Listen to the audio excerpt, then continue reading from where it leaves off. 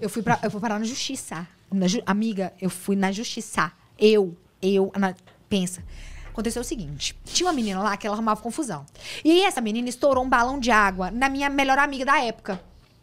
E aí eu fiquei pé, velho. Eu falei, não é possível que essa menina tá fazendo isso, velho. Poxa, no amanhã a gente joga água nela também.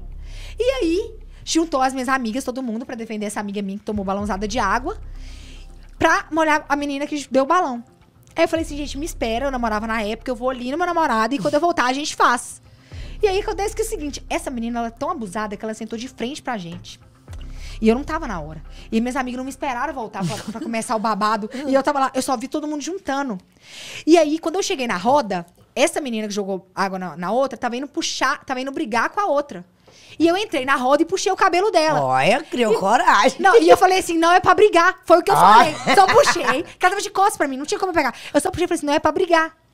E acabou. Ela foi pra lá e nós fomos pra cá, não teve briga. Ela jogou água na minha amiga e minha amiga jogou água nela e zera por ali. Zera por ali, amor. O rebuliço que essa menina causou.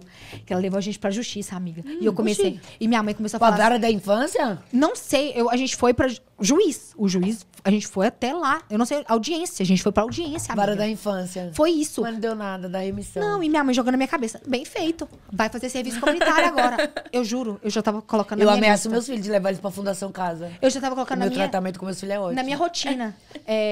Serviço comunitário. Eu já tava planejando meu dia pra Não, fazer da serviço remissão, comunitário. quando não tem problema. Aí, quando eu cheguei lá, amiga... Sabe o que foi a primeira pessoa que foi ser julgada?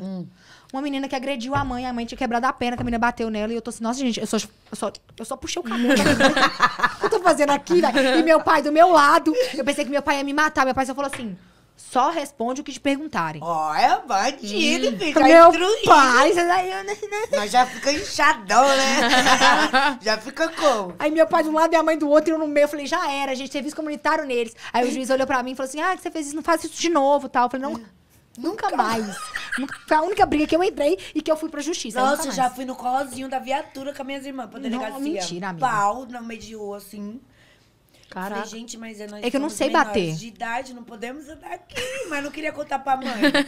Porque se contasse pra mãe, ela ia na delegacia buscar aí outro pau, né? Nossa senhora. apanhei tanto. Gente. Jura, amiga? Dá pra virar do sério, então. Não, eu era porque eu brigava com as minhas irmãs.